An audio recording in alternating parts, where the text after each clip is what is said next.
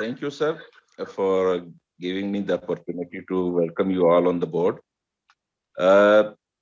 ये टॉपिक जो हमारा है आज, तो मेरे लिए इसलिए भी ज्यादा इम्पोर्टेंट है कि मैं आप लोगों की तवज्जो इस तरफ दिलाऊं। मैं अभी अपने इंस्टीट्यूट से आ रहा हूं, जहां 2 सिक बच्चे थे, तो इमरजेंसी में मुझे कॉल किया गया और मैं गया।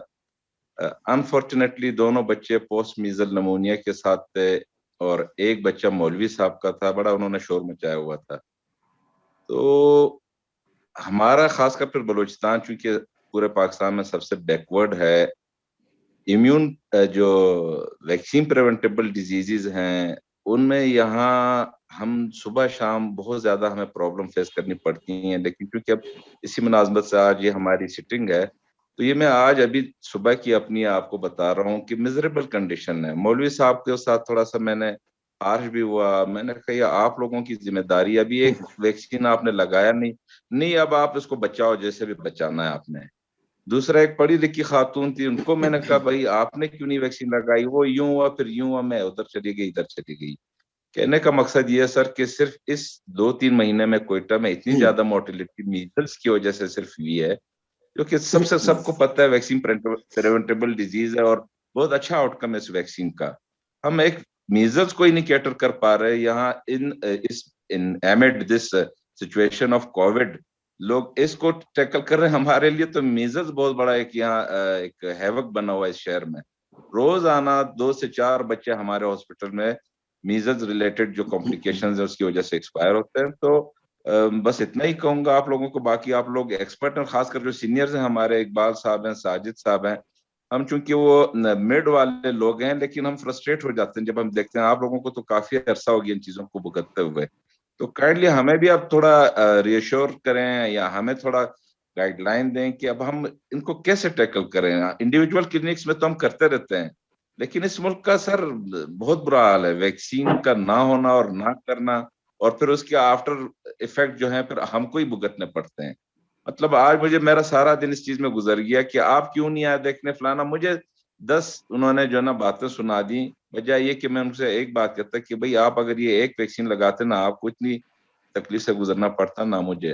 तो open is the forum is open for everyone, लेकिन kindly sir at the end take home message हमें दें कि अब हम करें क्या इसमें आगे। Thank you professor Abibullah. I have a similar story. मैं भी अभी हॉस्पिटल से राउंड कर आ रहा हूँ। 2 बच्चे XDR एंटेरिक फीवर के अभी एडमिट थे। दोनों के प्लेटलेट कम थे, दोनों का एब्डोमेन डिस्टेंडेड था, दोनों के अटेंडेंट हॉरिबल शक्लें बनाए हुए थे। वो हमसे एक ही सवाल करे जा रहे थे कि कंट्रोल में तो है, कंट्रोल में तो है, इलेक्ट्रोलाइट इम्बैलेंस वहां पर है, फीवर रन उधर कर रहा है, अप्रोप्रिएट एंटीबायोटिक्स दे रहे हैं, फ्लूइड इलेक्ट्रोलाइट मैनेज कर रहे हैं, लेकिन मिजरेबल कंडीशन है। टाइफाइड के 1 करोड़ बच्चों को हमने सिंध में वैक्सीन लगाई थी पिछले साल। टाइफाइड सिंध का 1 साल से हमारे इम्यूनाइजेशन प्रोग्राम का EPI का हिस्सा है। अनफॉर्चुनेटली लोग वैक्सीन नहीं लगा रहे हैं।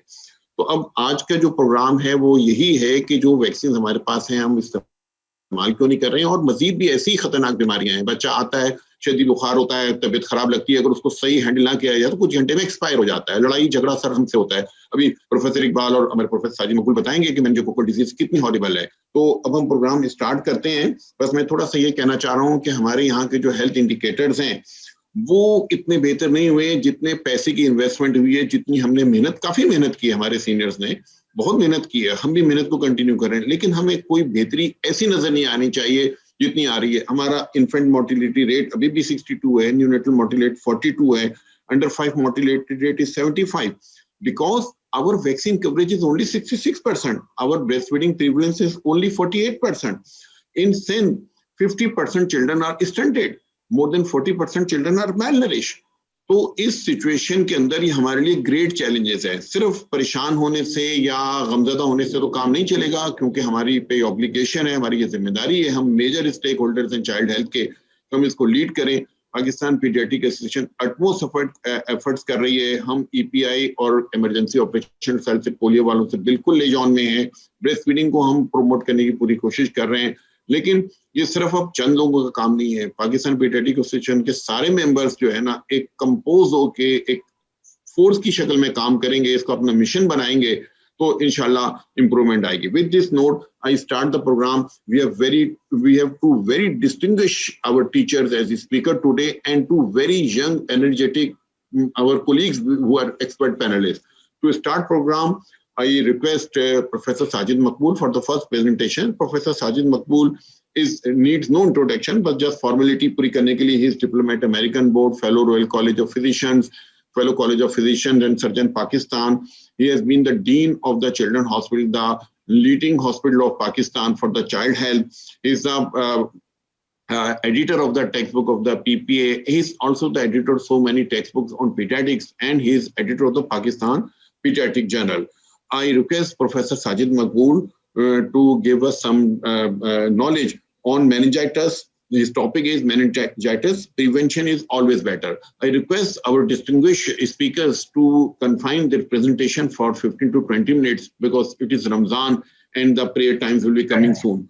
So, Professor Sajid Maqbool, sir, please. First of all, thank you very much for giving me an opportunity with such distinguished speakers and panelists. There are two issues that I'm going to be talking about. One, of course, is meningitis, prevention always being a better strategy. But before we do that, I'm going to mention some preventive measures that are so important in pediatrics. And some of these measures are well known to all of you, of course. Nutrition, we spoke about breastfeeding, complementary feeds, personal hygiene, public health measures such as clean drinking water, proper sanitation, etc. Of course, a safe environment. But the most important that we as pediatricians feel is most effective, it is safe, quick, and very effective, is immunization. As a matter of fact, it has been called one of the factors that has a major effect on mortality reduction. If there was one single preventive measure, it would be vaccines. And of course, we know that not only are they safe and effective, the problem is that we, despite the fact that we are able to save so many lives because of these vaccines, we still have a problem of so many children not being vaccinated. So we're missing quite a few children, and that is what our focus should be in countries like ours. That is to try and get as many children in the net. You have heard Professor Habibullah Babar just talk about the fact that this can be prevented, but we are not perhaps not doing things that we should be doing, and we can discuss this in our panel discussion of what can be done to increase our coverage. So I know that other speakers will also talk about different aspects, and also this will come up in discussion. So I will now then quickly move on to the second issue, which is also being discussed today, which is the World Meningitis Day. And that also, of course, is a very important disease as far as children are concerned. So let me switch gears and talk about meningitis. This is what I would call like a khaka or an outline of what we are doing in EPI at the present time. And this, I think, is what is present universally since health has become a provincial subject. We're doing this practically in all provinces at the present time. Now, I do understand that there are some modifications and some provinces are ahead. For example, we see that PCV 13 is going to be introduced in some provinces right away instead of PCV 10. We also know that the conjugate vaccine about typhoid is also going to be introduced. It is perhaps already working in the province of Sindh, to be soon followed elsewhere. And the most recent is, of course, the 18-month booster for diphtheria, tetanus, pertussis, etc.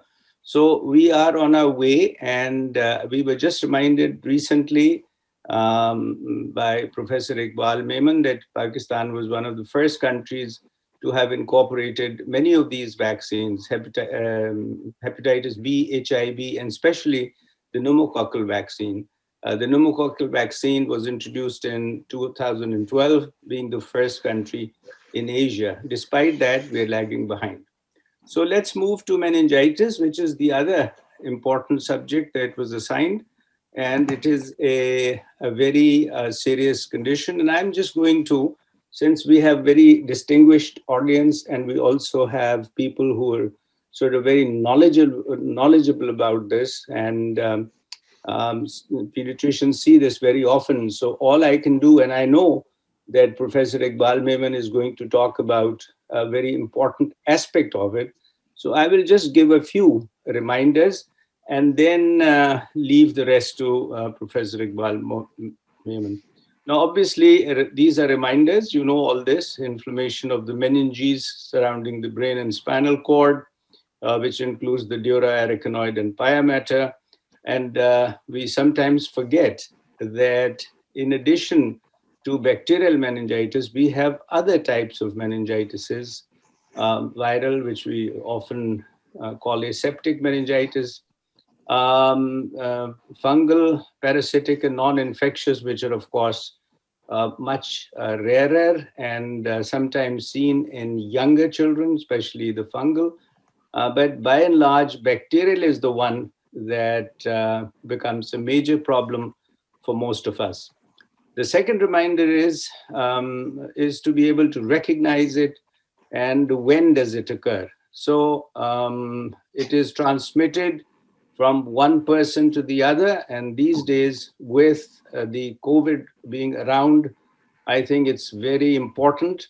If there is one benefit from this pandemic, it is the care with which we avoid each other and we cover our mouth and nose, because this is how these are transmitted, whether it be the pneumococcal or the meningococcal, and these are the ways that is transmitted. So one good thing from this pandemic is that if we keep the habit of washing hands and avoiding coughing, sneezing, and close contact when we are not well, this would be a very good lesson. This is how, of course, the meningococcus is also transmitted. It is, of course, transmitted from there, from the nose into the bloodstream, and then from the bloodstream, it goes into the meninges, which is one of the more serious conditions. So whether it be in the blood or in the meninges, those are the two areas where it causes most severe disease. And I know Professor Iqbal will talk about this in greater detail. So also to remind you that there are other routes through which this can occur. It can occur occasionally through skull fractures, and all of us who've had some experience over a period of years, we have found sinuses, dermal sinuses, where we get repeated meningitis. We see it through bad middle ear infections. We see it through VP shunts that are infected, congenital defects of all kinds, and of course, occasionally sinusitis. So when does it occur? We have two possible peaks.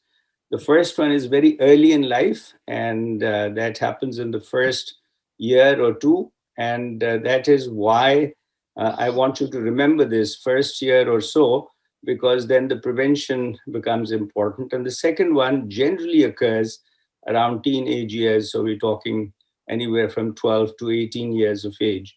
In other countries, especially in the developed countries where there are colleges and dorms, or in the military, etc., where teenagers get together, they also get infected. They have a greater chance of being infected.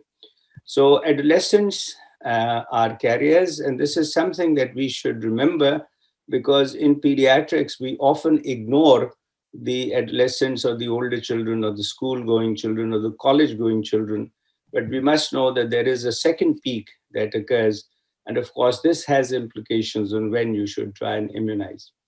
The third reminder, of course, is to the recognition. It's very important. And I think everybody knows that the triad of fever, vomiting, headache is usually a sign of meningitis. I thought somebody said something. So fever, headache, and vomiting, of course, and if it is associated with photophobia, seizures, and rashes, yes, then it is not so difficult to recognize.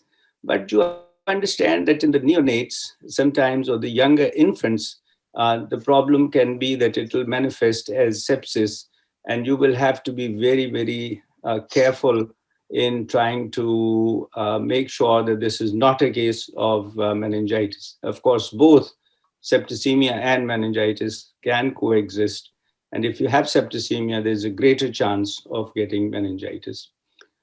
The other thing that we need to remember is that it's a very, very rapidly lethal disease. It progresses very rapidly, more so than the pneumococcal and the Haemophilus influenza. Now, we don't see much of Haemophilus influenza, and I will mention why, but um, for, um, for meningococcal, it can just virtually take 12 hours or 10 hours for this situation to deteriorate. And I'm sure Professor Iqbal Memon will elaborate on that in the next talk. So I don't want again to go into the details of what the differences are between the two, except that I think you should look at the case fatality. And the case fatality of septicemia or the invasive meningococcal disease is very high. It can be as high as 40%. So once you get it, it's bad news. If it is just meningitis, perhaps a lower fatality, case fatality. But if it's a septicemia, a very high individual fatality. So the lesson is, of course, that we should catch it early, make an earlier diagnosis, because it is a serious disease. It's not something mild, and it's not something that if it has been around for a day or two, that you have time where you can treat it and still be all right. The reason I say it is a serious disease is because it has a number of complications. And not only do children, some who will succumb, will not recover, but those who do recover will have so many possible complications. And of course, some are short term, and the others are long term, such as learning disabilities, mental retardation, seizures, hydrocephalus, hearing loss, etc. So it's bad news all around. So the next reminder, therefore, would be that we must recognize it very quickly, and we must treat it. Again, I am not going to talk about the details, but there are specific treatments, urgent and quick and appropriate use of proper doses of antibiotics.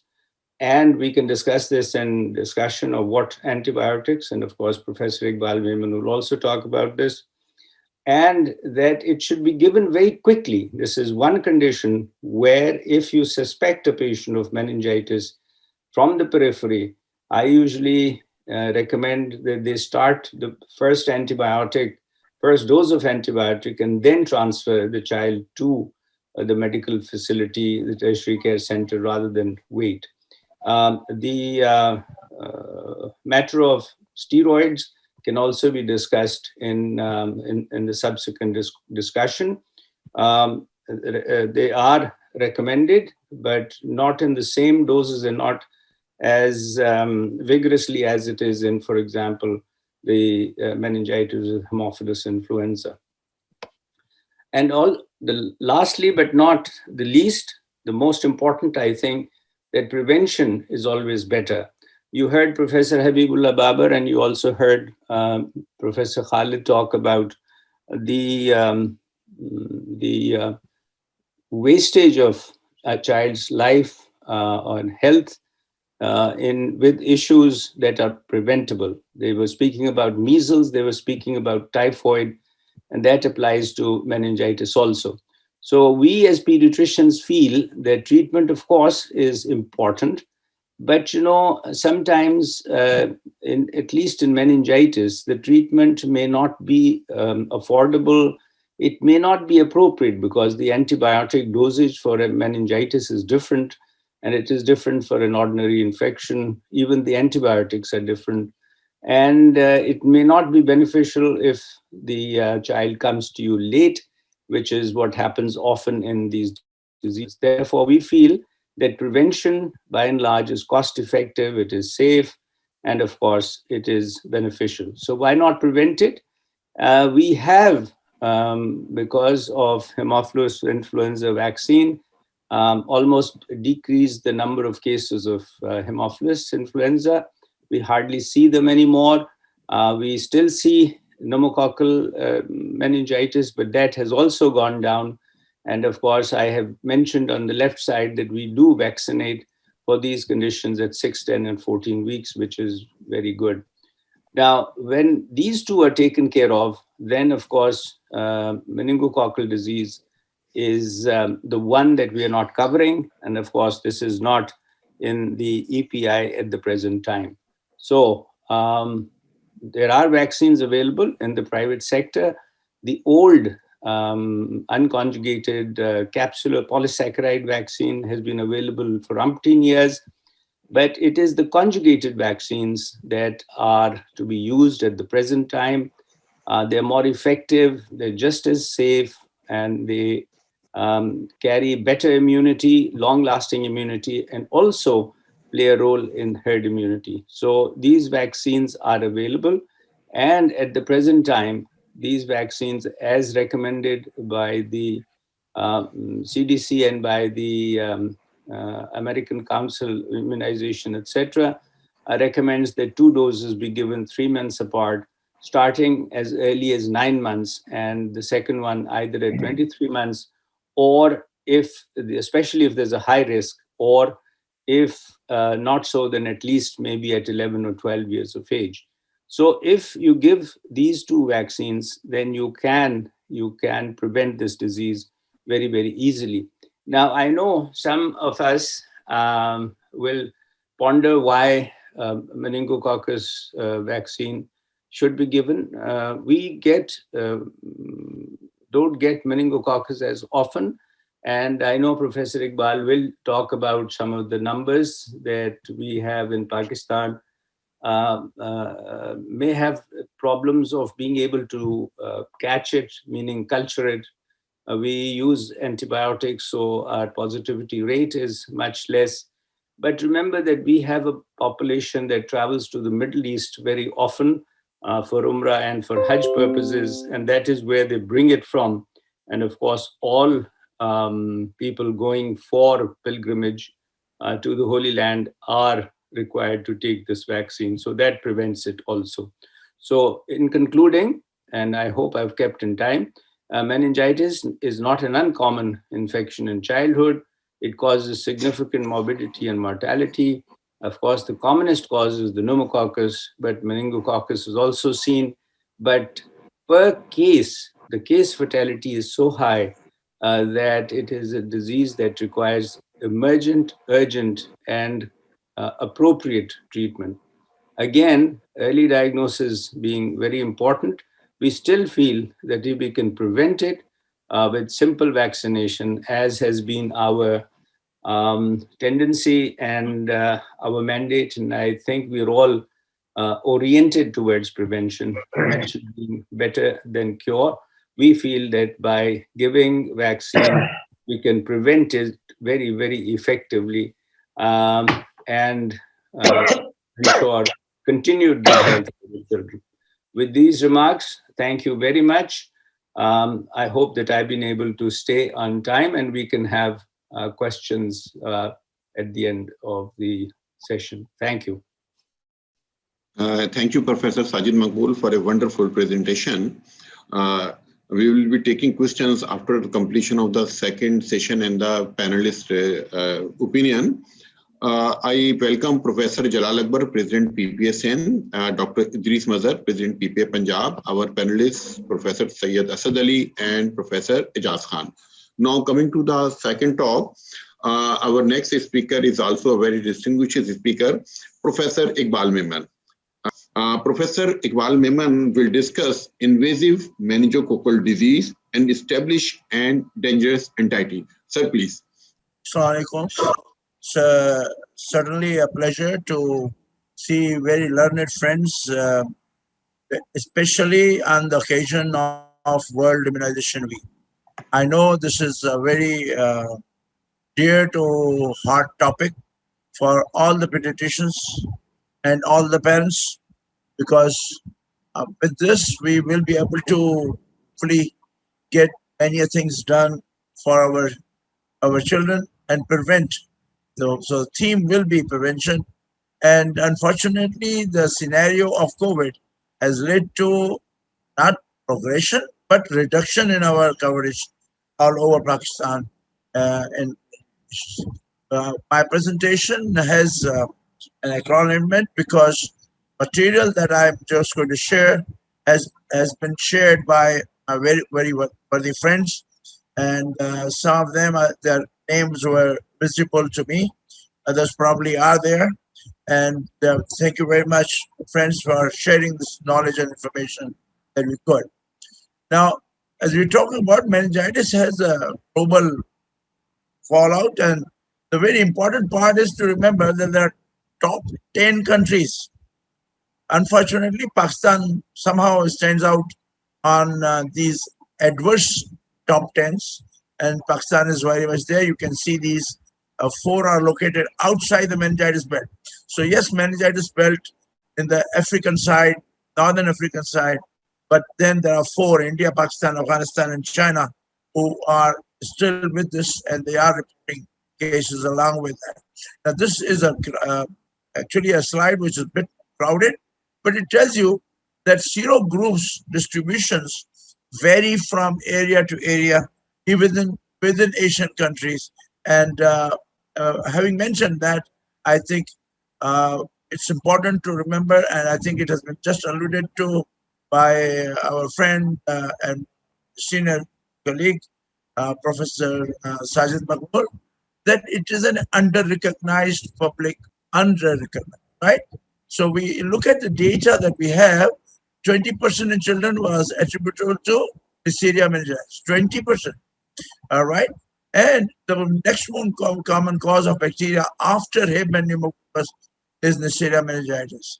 I think that's one important fact that needs to be able to see, and that out of these where the etiology has been identified, only 50% of children with meningitis might reach hospital. Now that's another important part to remember, why we have not so much of a documentation coming about.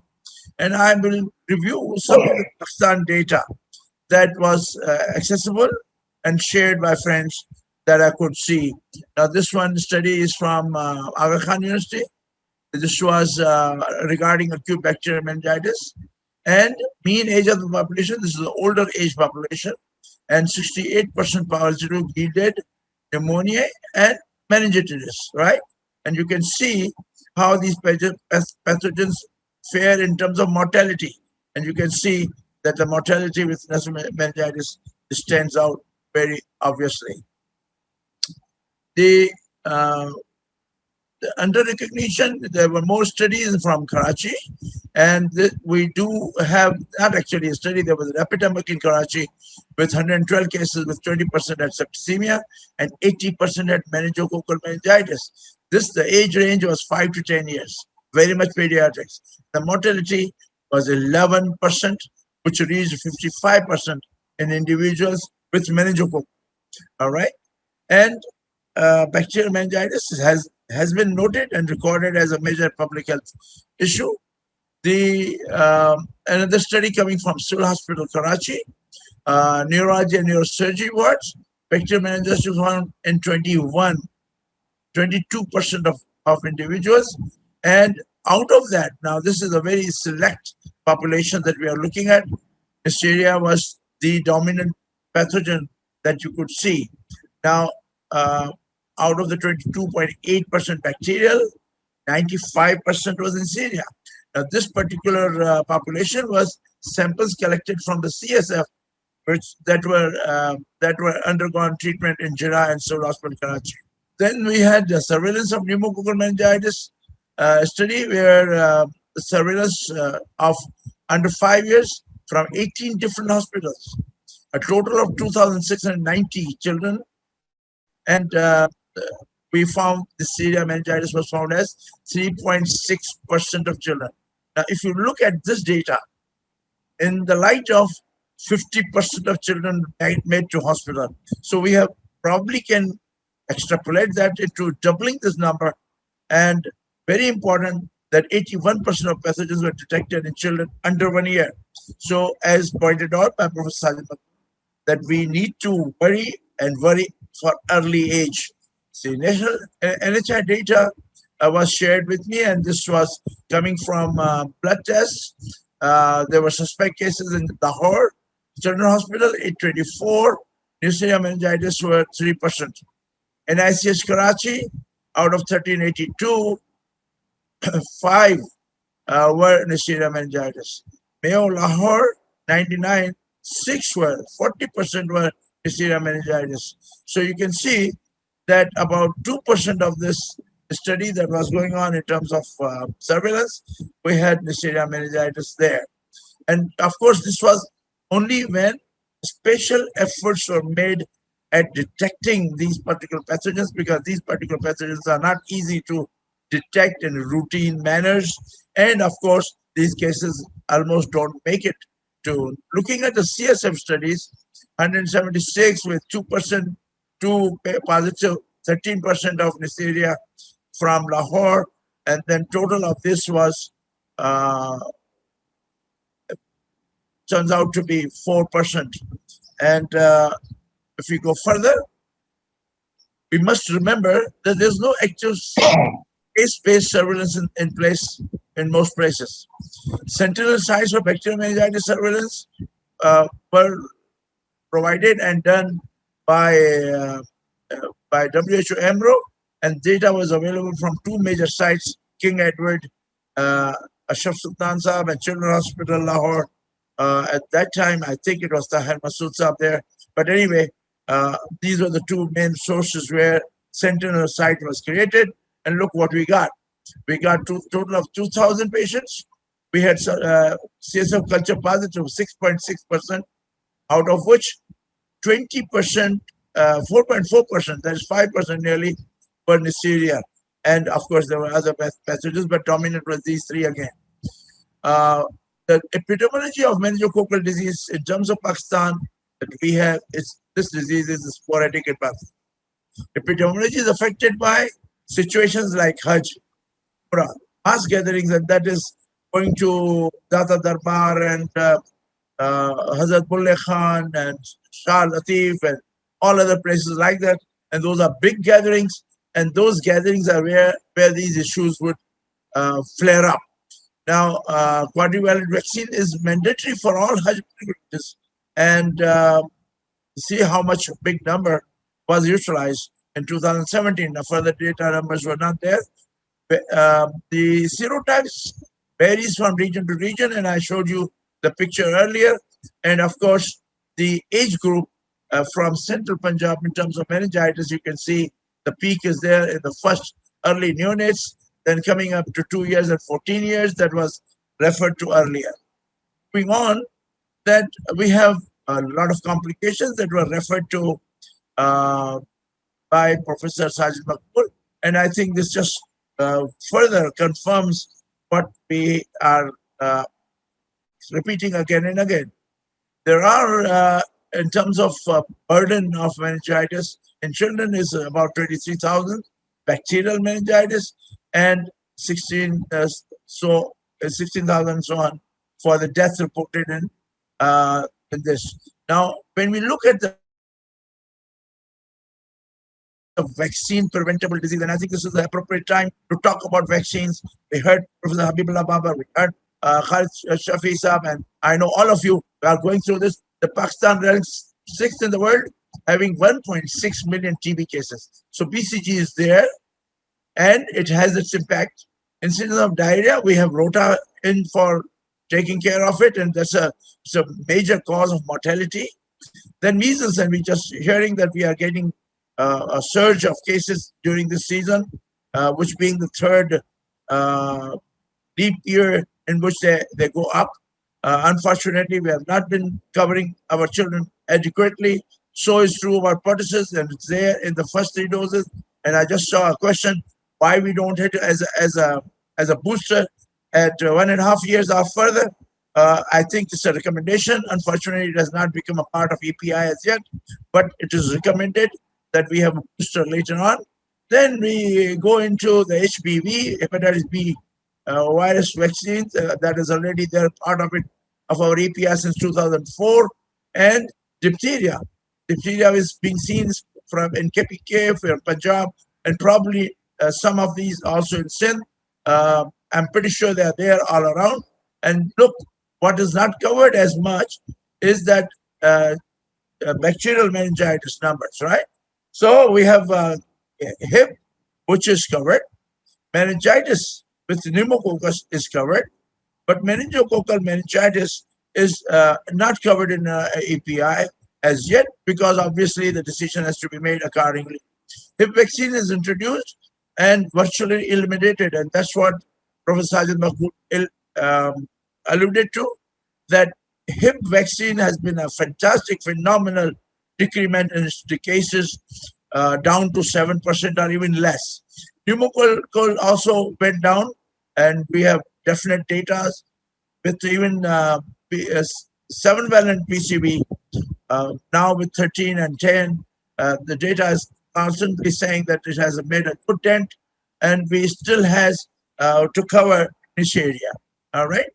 So protecting infants becomes a priority in all kinds of infections and preventable diseases. It's an unmet need in our population, in every population, particularly children. And there is vaccine available that was referred to by Professor Sajid as a recommendation from ACIP. And therefore, I think I would conclude that we have, in terms of meningitis, about 23,000 children who die because of bacterial meningitis, and 70% of meningitis cases in children under 5. With these known serogroups will be covered, and probably vaccination can help protect many more than we are doing. And I think IMD is existing. However, could be called an oversight because we don't have data. And these are the pictures that we should look at. And these were reported from our KPK Promise Peshawar. And look, these got to be kept in mind and looked at. We have this disease around. And of course, if preventable, as preventable, it must be looked. Data is scarce, very limited data. And cultures are not done as often, and they are not that easily doable. We have antibiotic use, which is so prevalent that at the whiff of any infection, any fever, an antibiotic is thrown on, and therefore, of course, our cultures are not going to be so valuable and difficult to get. Our laboratory capacities for doing this particular isolation techniques are not as good, and awareness also impacts on our attitudes and what we request for. I think this slide once again summarizes an important one. What Sajid Maqbool Saab said, prevention is not just vaccination, but very, very important. First vaccine is breastfeeding. Unfortunately, that has not gone up, and we should all try to go for Khalid Shafi just mentioned this, Professor Saab, that we are working on it, but somehow we are not getting so far ahead. COVID has taught us to hand washing. Our religion teaches us hand washing, and cleanliness is important. And this is one other preventive measure. Then, of course, we had the strategy of MNCI, micronutrients, vitamin A, and zinc. And then, very important, vaccination. We got 12 antigens that government provides to all free. It saves lives, please. We all know this, and we just have to push and tell our friends, look, it can prevent disability, it can prevent mental disabilities, it can prevent severe diseases, it can prevent catastrophes. It is a cost-effective way of prevention against preventable and serious diseases. And vaccines, our prevention is better than cure. We must get our children protected against all these monsters. Children are our responsibility. We must take timely steps to protect against deadly and preventable diseases. killers of our children are identified. TB, hepatitis B, hip, pneumonia, meningitis, measles, diarrhea, pertussis, tetanus, and diphtheria, and unfortunately still polio around us. And we must put our efforts together. Get it. Let's be wise. Let's immunize. Start early and as needed to catch up. During COVID, please get out. We must give our children the protection that they need, the strength that they need to fight diseases. And therefore, we must get them vaccinated even in these difficult times where we have concerns about COVID getting us. But if our children are protected, they can fight the environmental illnesses and COVID-like situations better as a strong people. Thank you very much for kind listening. Assalamu alaikum. Thank you, Professor Iqbal Memon, for a very nice presentation. And we hope that we are much more wise after listening these two presentations of our renowned professors. I welcome in the seminar Professor Rai Asghar, Professor President Pakistan PPA Federal Branch, Professor Mumtaz Lakhani, and other distinguished pediatricians.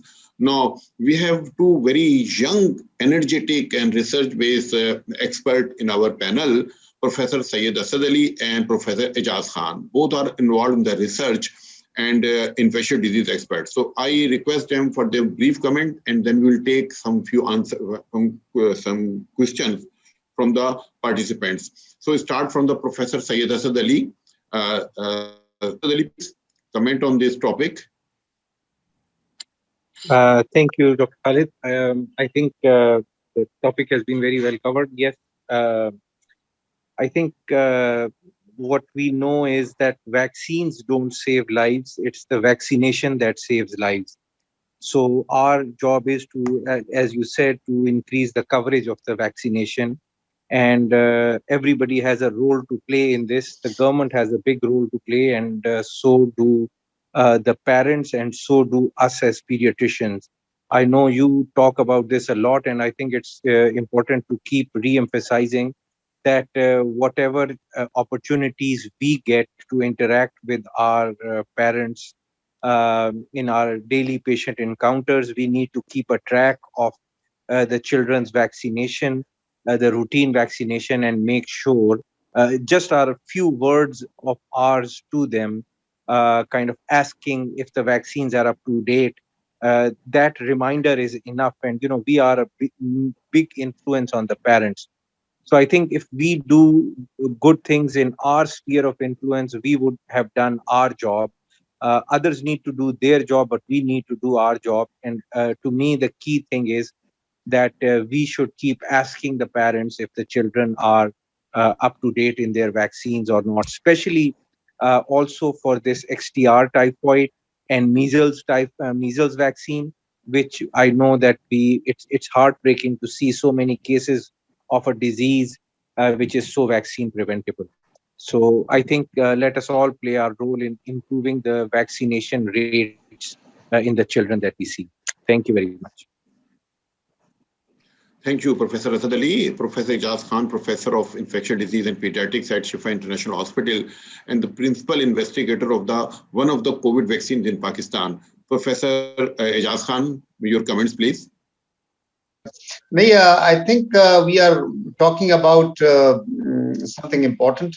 Infection है meningococcal disease, and I know that we do have a certain burden of meningococcal disease which we cannot fathom yet, but I think we just have to look for it. It's something which we should not miss. It's something which is very treatable. We know it has horrible consequences. और सबसे बड़ी बात यह है कि there is a prevention in terms of in the form of vaccination. और vaccination जैसे असद ने भी कहा कि बहुत बड़ा एक हमारे पास हथियार है, which we should always advocate, which we also remind ourselves and also remind the parents. तो मेरे ख्याल में जो है meningococcal disease के बारे में youngsters को पता होना चाहिए. बिकॉज हम देखें अगर एच इन्फ्लुएंजा तो हमारी बहुत कम वैक्सीनेशन से तकरीबन ऑलमोस्ट खत्म होने वाला है या इंशाल्लाह होगा. Pneumococcal remains number 1, but also has drastically reduced because of widespread vaccination which is occurring in most part of the world and including Pakistan. So meningococcal के बारे में भी यही है कि if we have good labs, if we have good surveillance, if we have good methods of isolation, then we will probably see meningococcal in bigger numbers. But so we should have that data. We have the data that is presented by Dr. Iqbal Memon. I think amplifies that even though small numbers, but it is present in across Pakistan in different forms from different public and private hospitals. तो हमें इसमें थोड़ा सा ये कोशिश की चाहिए कि हमारे सर्वेलेंस अच्छा हो और इसके प्रिवेंशन के लिए जो भी वैक्सीनेशन अवेलेबल है देखिए हमारे पास पेरेंट्स आते हैं वो हमेशा जो है वैक्सीनेशन के बारे में पूछते हैं कि और हम पूछते हैं then when you look at the vaccination card you say oh meningococcal लगा सकते हैं तो नहीं हमारे ख्याल में हमें लगाना चाहिए एडवोकेट करना चाहिए और उसको हमारे इससे फायदा होगा मेरे ख्याल में हमारे बच्चों का ट्रैवल के बारे में डॉक्टर साजिद ने भी कहा कि जब ट्रैवल के लिए हमें बहुत लाजिम है कि जब हम उम्रा के लिए जाए हज के लिए जाए उसमें वहां पे चूंकि इतनी एक्टिविटी होती है तो you are at risk and meningococcal vaccination is the one which will probably be of benefit to a lot of these travelers as well. So thank you. These are some of my comments. Khalid, thank you very much. Back to you. Thank you, Professor Ejaz. Now we have a few questions, very interesting question. ये Dr. Abdul Ahad का एक सवाल है. Why EPI does not include 4 dose in case of pneumococcal and HIV vaccine?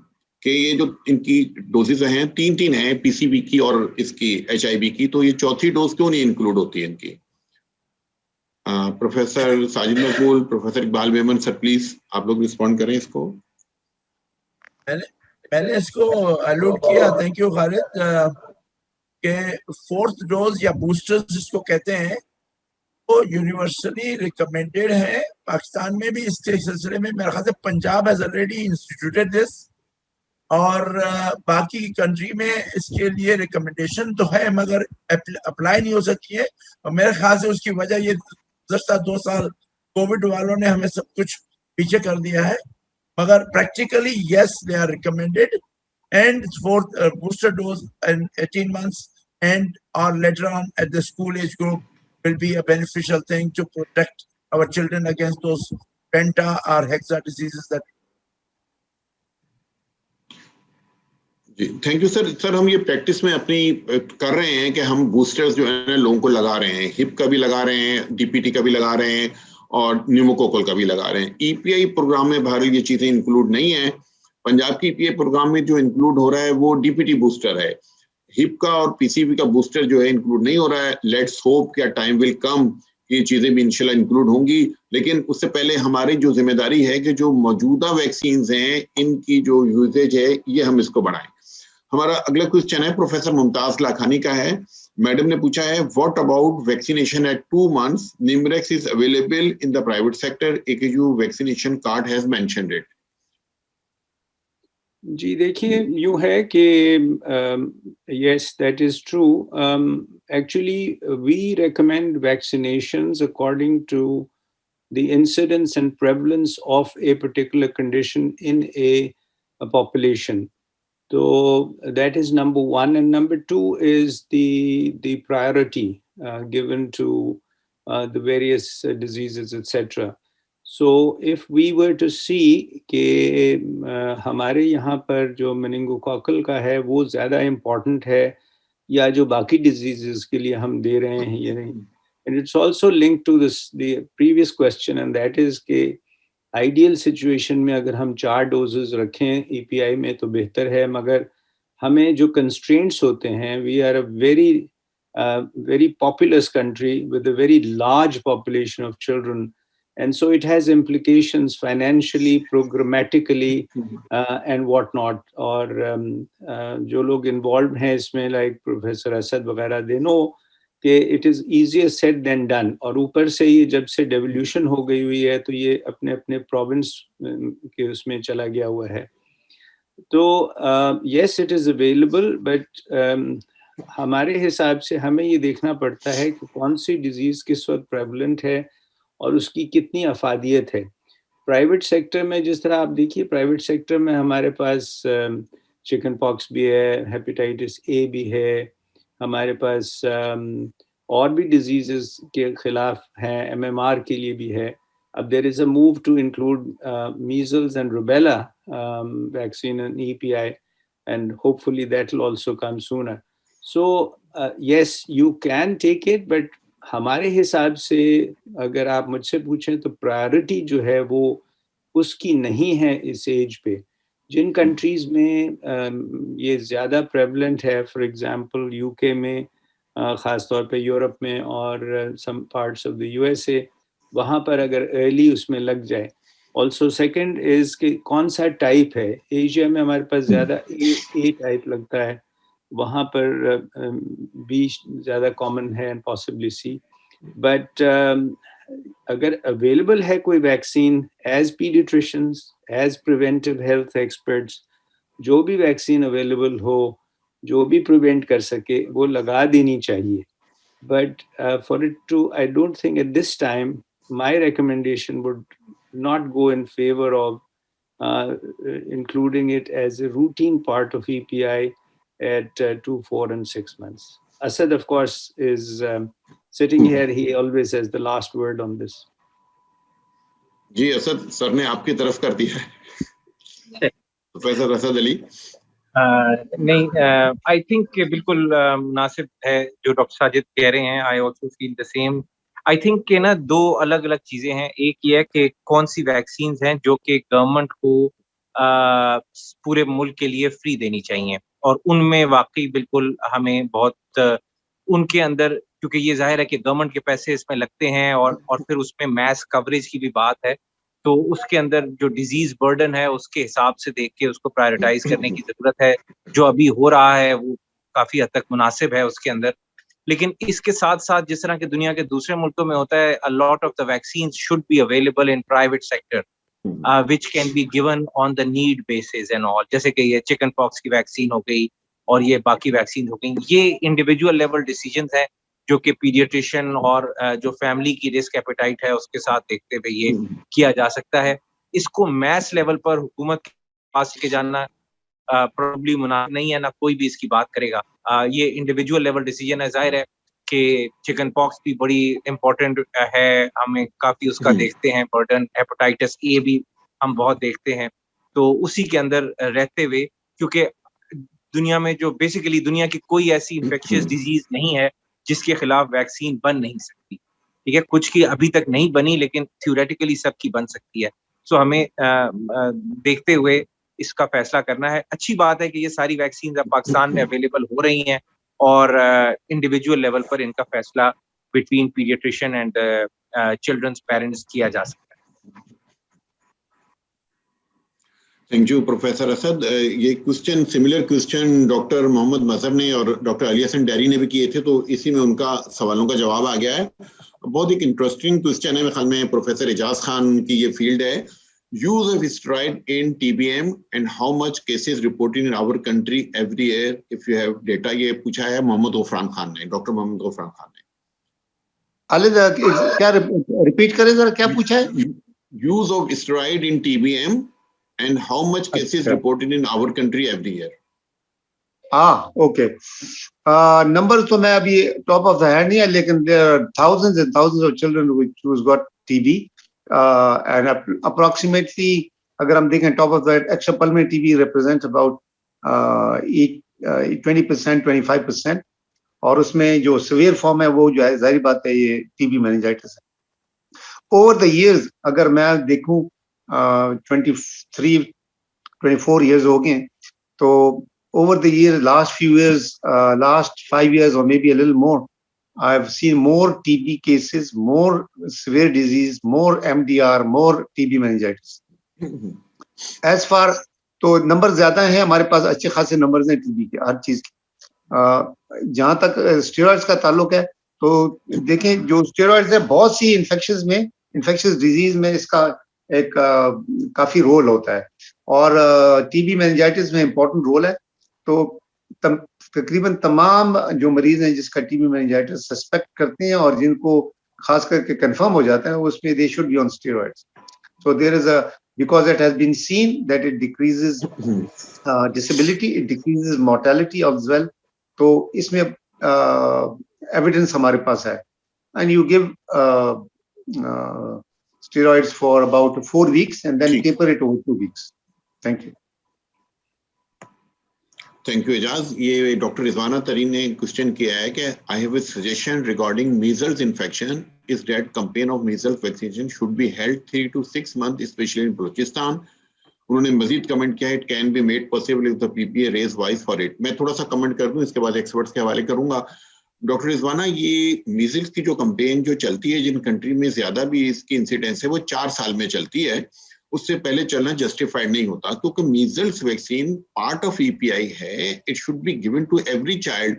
Campaign तो extra चीजों को cover करने के लिए होती है, जब हमारे यहाँ कवरेज ही नहीं हो रहा. एनी हाउ 2018 में नेशन वाइड कैंपेन हुई थी इसकी मीजल्स की, और 2000 अब इसको 2022 में नंबर है, लेकिन 2021 के अक्टूबर में प्लान हो रही है all Pakistan measles and rubella की campaign. PPA continuously voice raise करती है इन चीजों की, लेकिन जस्टिफिकेशन भी होनी चाहिए. अगर हम रूटीन इम्यूनाइजेशन में जो चीजें मौजूद हैं वो इस्तेमाल नहीं कर रहे हैं, तो इंटरनेशनल एजेंसीज हमसे पूछती हैं कि आप एक्स्ट्रा फंड क्यों मांग रहे हैं जब आप यूटिलाइज नहीं कर रहे चीजों को. इस पे प्रोफेसर असद कुछ और कमेंट कर दें प्लीज.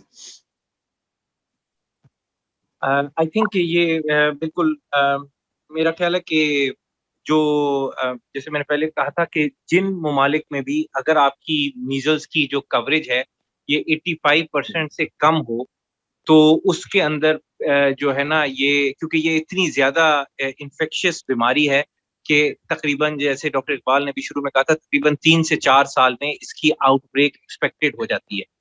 तो आई थिंक एक हद तक मैं डॉक्टर साहबा की बात से एग्री भी करता हूँ कि हमने 2018 में ये किया था, 2021 में इसको ना, बजाय इसके कि हम सिर्फ एज एन इमरजेंसी ही मैस कैंपेन करें, जब तक कि हमारी रूटीन कवरेज जो है 85% तक नहीं पहुंचती, we should even plan it, and I am happy that this year it is planned in the second half of this year.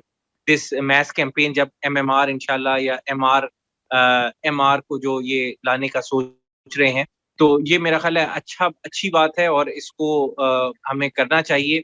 और बिल्कुल मेरे ख्याल से कि हमें अपने बजट वगैरह में इसको शामिल रखना चाहिए कि कम से कम हर 3 साल में हम मैस कैंपेन करेंगे, जब तक कि हमारी कवरेज 85% से ऊपर नहीं हो जाती. जब हो जाए 85% से ऊपर, तो इन मैस कैंपेन से को छोड़ा जा सकता है, लेकिन उससे पहले कम से कम हर 3 साल में मैस कैंपेन्स हमें प्लान करनी ही चाहिए, if not sooner. Thank you. मेरा ख्याल है कि इसका एक डॉक्टर खालिद अगर इजाजत दें, एक मेरा ख्याल है कि जो वो सवाल जो मैंने पढ़ा है उसमें उनका एक पोर्शन ये भी था कि हम 9 महीने की बजाय 6 महीने पे क्यों नहीं देते हैं. और आपको सबको मालूम ही है कि एक वजह है हमारी जो इम्यूनिटी स्टेटस होता है माँ का, और कितनी इम्यूनिटी पास ऑन होती है बच्चों को, उसके हिसाब से एक अप्रॉक्सीमेटली 9 मंथ्स पे हमने रखा हुआ है मीजल्स का. आपको ये भी मालूम है कि जो डेवलप्ड कंट्रीज हैं वहाँ पर ये 1 साल पे दिया जाता है. उनकी शायद इम्यूनिटी ज़्यादा रोबस्ट होती है, उनकी हेल्थ मदर्स की बेहतर होती है. तो जब कभी हमारे यहाँ पर एपिडेमिक्स आती हैं तो हम 6 महीने की एज से शुरू कर सकते हैं मीजल्स की वैक्सीन देनी. आई थिंक उनका सवाल बलूचिस्तान के हवाले से था कि ये हम उसको जल्दी क्यों नहीं दे सकते. तो अगर वहाँ पर कोई ऐसे फैलता है तो डेफिनेटली आप उसको 6 मंथ्स ऑनवर्ड्स दे सकते हैं, बशर्ते कि फिर आप अगली डोज जो है वो भी दें, बजाय इसके कि उसको आप कंप्लीट डोज समझें. तो मगर रूटीन में उसको 6 महीने लाने का अभी इस वक्त कोई, मेरा नहीं ख्याल किसी भी प्रोविंस का इरादा है. और जो दूसरा एस्पेक्ट था कि हम कैंपेन कब करें, उसका तो जवाब आपको मिल गया. I hope that makes her understand that yes, it can be given in circumstances where there's a spread, but as a routine अभी आप 9 months पे ही रखिए. Thank you, sir. Khalid, there is a comment in the I want to. There is a comment in the. A question in the chat which says कि lumbar puncture करें या CT scan with contrast करें. तो बहुत simple है जी इसमें, क्योंकि हम तो role of CT scan is very limited in the diagnosis of meningitis.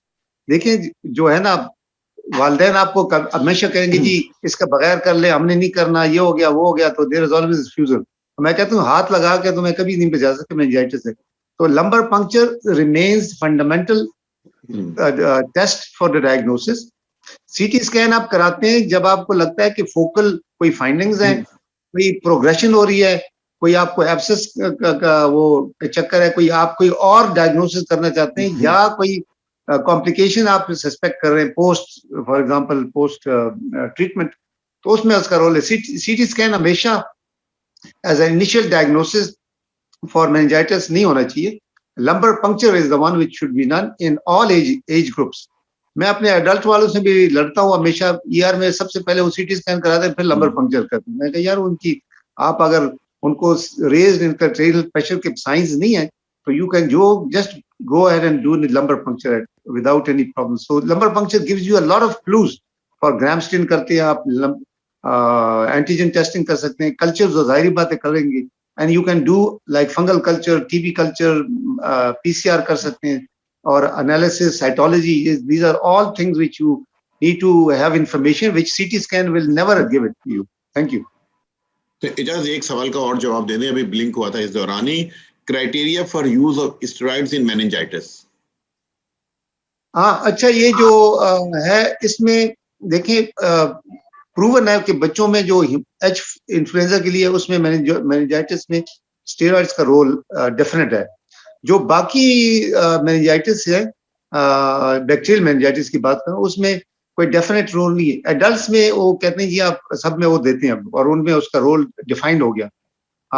TB में जारी बात मैंने पहले बता दिया, तो उसमें डेफिनेट रोल है. तो आउटसाइड हेमोफिलस इन्फ्लुएंजा मेरे ख्याल में लिमिटेड रोल है. Asad, you can comment further, maybe I am missing something here.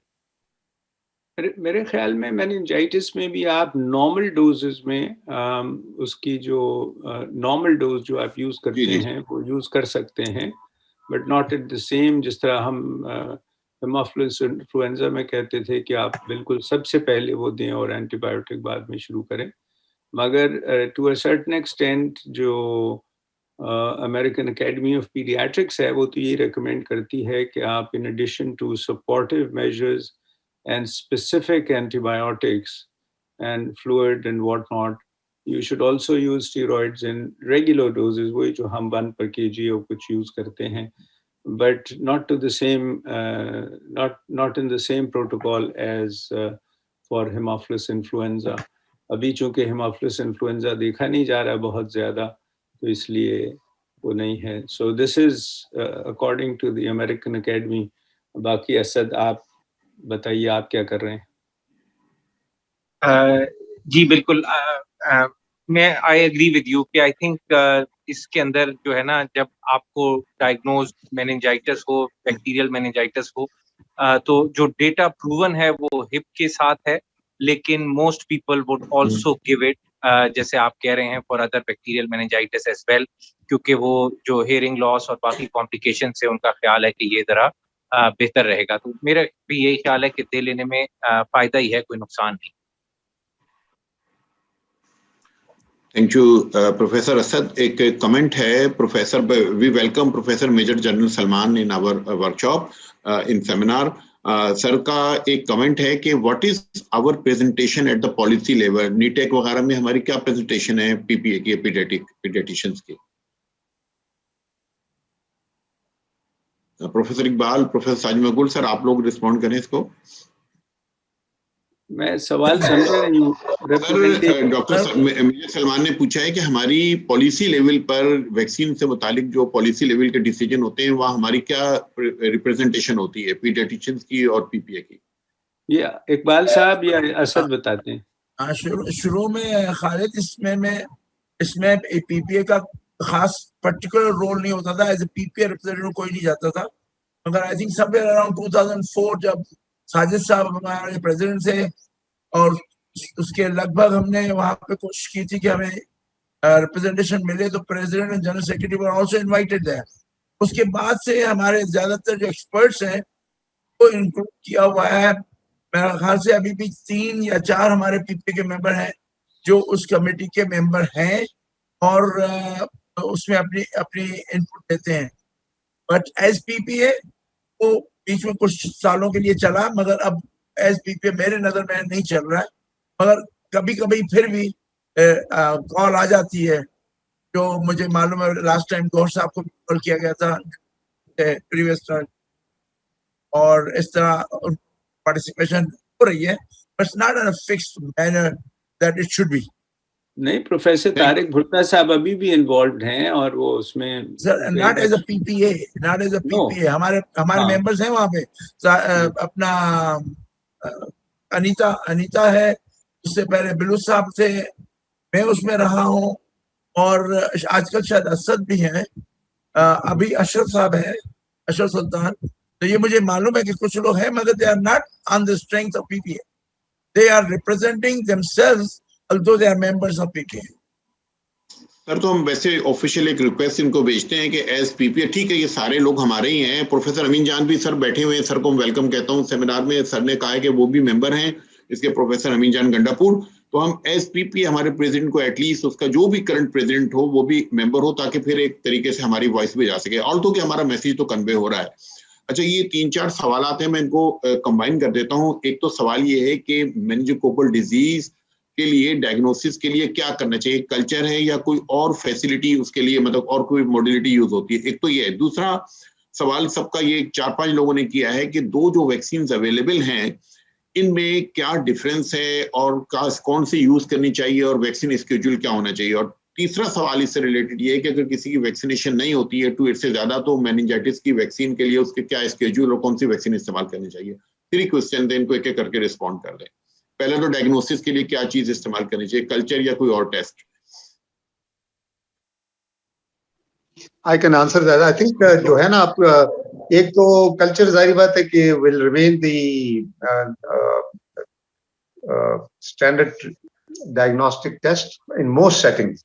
देखिए पीसीआर भी अभी आ गए, बहुत से पैथोजेंस के पीसीआर आ गए, जो माइक्रो एरे जो टेस्टिंग है वो कुछ आगा खान वाले कर रहे हैं, हम भी कर रहे हैं, लेकिन वो काफी एक्सपेंसिव है। It's not a routine thing which we do not employ. So it checks for a lot of pathogens, virus infection, bacterial infection और टीबी के लिए, और कुछ और भी शायद चेक करते हैं। तो there is a panel which checks for it. So आप gram stain culture will remain in most settings as the test which should be recommended. PCR probably coming up. Hopefully it will be available in near future as well, at least in big centers. अच्छा, जो vaccine जो दो available हैं इनका थोड़ा सा क्या difference है, कौन सी कब यूज करनी चाहिए, इसके ऊपर कोई थोड़ा सा डिस्कशन करें, क्योंकि क्वेश्चन बहुत आ रहा है। आई थिंक पार्टली तो हमने उसको आंसर कर दिया हुआ है। वो ये है कि वो जो वैक्सीन्स हैं, एक तो पुरानी कैप्सुलर है, वो तो हम यूज़ नहीं बहुत वो कर रहे हैं। जो कॉन्जुगेट वैक्सीन है उसमें से एक वैक्सीन जो है उसकी एज जो है वो later part of the first year है, 9 मंथ्स से ऑनवर्ड्स है, और एक जो बता रहे हैं आप आगा खान में यूज़ हो रही है वो 2, 4 एंड 6 मंथ्स पे है। तो एज रिलेटेड उसकी इंडिकेशंस हैं। जिन मुल्कों में ये बहुत ज़्यादा कॉमन है वहाँ पर it makes sense to give it earlier. हमारे मुल्क में जहाँ पर ये इतनी कॉमन नहीं है relatively compared to other conditions, then the other vaccines take precedence, and therefore the vaccine should be given around 9 months or so, और उसको 2 डोजेस में आप दे सकते हैं, या अगर वो एक दे के और फिर आप 10-11 साल पे दें तो भी ठीक है। So that is, they're both effective vaccines, they're both conjugate vaccines, but it is the timing which is different. You can't give this vaccine at 2, 4 and 6 months. उसके लिए ये जो ट्रेड नेम मेंशन किया गया है वो आप यूज कर सकते हैं, और वो प्राइवेट सेक्टर में अवेलेबल है। So they both effective vaccines, they are both safe, and they can be used. चूंकि आगा खान में यूज हो रही है, may be doctor Asad can comment a little bit more on it. हम लोग routinely 2, 4, 6 months पे यूज नहीं कर रहे हैं, not even in the private sector. जी बिल्कुल डॉक्टर साजिद, हम भी नहीं कर रहे हैं इसको routinely in are this. I will just say एक बात कि अभी नीट एक्ट की बात हो रही थी, तो जाहिर है कि डॉक्टर तारिक भुट्टा चेयर हैं, मैं भी मेंबर हूँ उसका, लेकिन अभी एक उसके अंदर एक बड़ी बहस चली है, and I will share this in here, कि जैसे number of injections at a particular age जब बढ़ते हैं तो ख्याल ये है कि कंप्लायंस कम होती जाती है।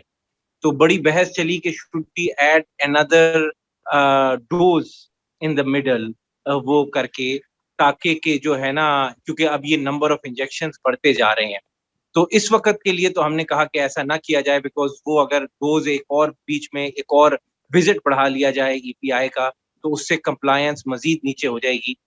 लेकिन ये कि इस फैक्टर को भी बंदे को थोड़ा सा जहन में रखना है कि आप एक विजिट पे कितनी वैक्सीन दे रहे हैं, specially if you are doing it at a mass scale, ताकि आपकी कंप्लायंस सही रहे। I would agree with you कि अगर मेनिंगोकोकल देनी हो तो बजाय इसके कि उसको 246 में, जिसमें कि पहले ही अच्छी खासी वैक्सीन मिल रही हैं, और उसकी एक एडेड डोज देने के बजाय one time dose at an older age may be preferable if somebody, if the pediatrician and the parents want to get it, given all the disease burden of the vaccine that we know about. Sir आप मौजूद हैं, अच्छा हुआ नीटैक का आपने बता दिया। मैं कल से नीटैक वालों को ढूंढ रहा था। सर एक बहुत ऑब्जेक्शन मेरा भी है कि अब 9 मंथ्स पर जो IPV2 ऐड करने लगे हैं along with already 2 वैक्सीन्स, यानी मीजल्स और टाइफाइड के साथ, सर 14 वीक्स में भी 3 टीके लग रहे हैं। सर 3 टीके लगाना एक आसान काम नहीं है, जुल्म है बच्चे को। सर 2 ओकेजन्स पर अब 3 टीके लगेंगे, सर ये बियॉन्ड एक्सेप्टेबिलिटी है, और मतलब it has to be considered. ये हमारा, हम ऑफिशियली PPF प्रोटेस्ट भी करेगी, इसके ऊपर प्रोटेस्ट क्या करेगी, सजेस्ट करेगी कि मतलब ये कोई डुएबल जॉब नहीं लगता कि 3 टीके। पहले एक दफा तो हमने मान लिया था 14 वीक्स पे, अब 9 मंथ्स पे भी 3 इंजेक्शन, सर ये कोई इतनी अच्छी बात महसूस नहीं हो रही है सच, पेरेंट्स के हिसाब से भी और केयर गिवर के हिसाब से भी। आप, जाहिर है कि आपका तजर्बा बहुत है डॉक्टर खालिद, तो जो आप कहेंगे वो बिल्कुल उस बात के बहुत वजन है। आपका अगर ख्याल है कि it is better to add an additional visit, और आपके ख्याल से कि उस एडिशनल विजिट से कंप्लायंस जो है वो बेहतर होगी, क्योंकि एक स्कूल ऑफ थॉट ये है कि आप अभी भी अगर आप जैसे डेटा देखते हैं तो सबसे ज्यादा जो हमारा कवरेज रेट है वो बर्थ वाली BCG और OPV का है, उसके बाद वो कम हो जाता है 6 वीक पे, फिर और कम हो जाता है 10 पे, फिर और कम हो जाता है 14 पे, फिर और कम हो जाता है 9 पे। तो इसलिए जैसे जैसे नंबर ऑफ विजिट्स बढ़ते हैं ये कम होती जाती है, तो इसी के डर की वजह से ये कहा था। लेकिन अगर आप समझते हैं और आपका तजर्बा बहुत है इसमें, आपकी बात का वजन भी बहुत है, और अगर आप PPA की कम्युनिटी समझती है कि जी एडिशनल विजिट किया जाए, और इसमें एक थॉट ये थी कि 9 महीने पे बच्चा भी थोड़ा सा बड़ा हो चुका होता है बनिस्बत इसके कि जो वो 14 हफ्ते की उस पे होता है, तो इसलिए थोड़ा सा कंसर्न, जब आप 14 हफ्ते पे 3 लगा रहे हैं, वो ज्यादा मुश्किल काम था। 9 महीने पे बच्चा थोड़ा बड़ा हो जाता है, तो ये सारी बहस हुई थी।